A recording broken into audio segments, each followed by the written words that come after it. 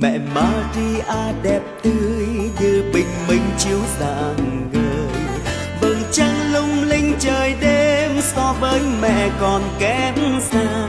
Con thành tâm kính mừng mẹ đầy ơn phúc, lòng khiêm trinh như huệ trắng xinh muôn đời hiển vinh. Mẹ như hoa thơm ngàn hương luôn tỏa bay chín tầng trời, mọi ô nhớ không hề vương, ôi xác hồn mẹ sáng tươi. Con thành tâm kính mừng mẹ đầy ơn phúc, lòng khiêm trinh như huệ trắng xinh muôn đời hiển vinh.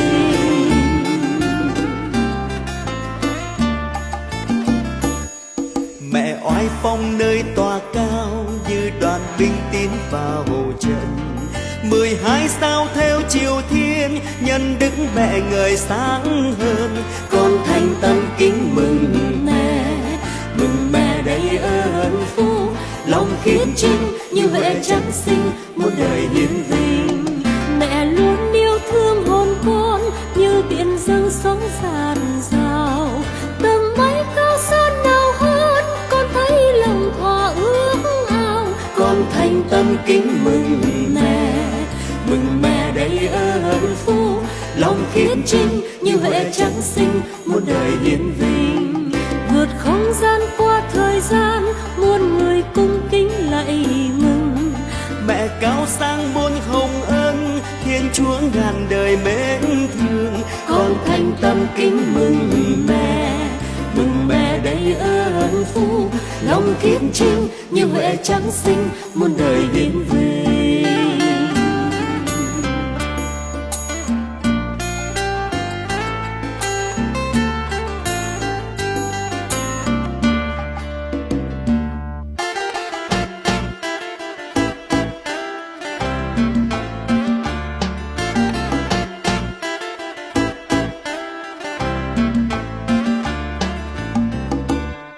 Mẹ Maria đẹp tươi như tình linh chiếu rạng ngời, vầng trăng lung linh trời đêm so với mẹ còn kém xa. Con thành tâm kính mừng mẹ đầy ơn phúc, lòng khiêm trinh như huệ trắng xinh muôn đời hiển vinh. Mẹ như hoa thơm ngàn hương đôn tỏa bay chín tầng trời, mọi ô nhớ không hề vương, ôi xác hồn mẹ sáng tươi. Con thành tâm kính mừng mẹ đầy ơn phúc, lòng khiêm trinh như huệ trắng xinh muôn đời hiển vinh.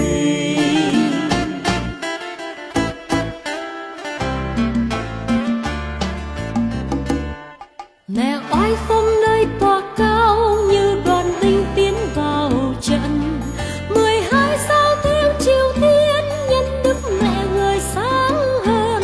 Con thành tâm kính mừng mẹ đầy ơn phúc, lòng khiêm trinh như huệ trắng xinh muôn đời hiển vinh.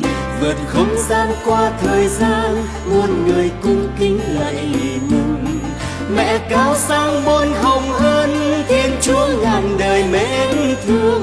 Con thành tâm kính mừng mẹ đầy ơn phúc, lòng khiêm trinh như huệ trắng xinh muôn đời hiển vinh. Con thành tâm kính mừng mẹ đầy ơn phúc, lòng khiêm trinh như huệ trắng xinh muôn đời hiển vinh. Lòng khiêm trinh như huệ trắng xinh muôn đời hiển vinh. Lòng khiêm trinh như huệ trắng xinh.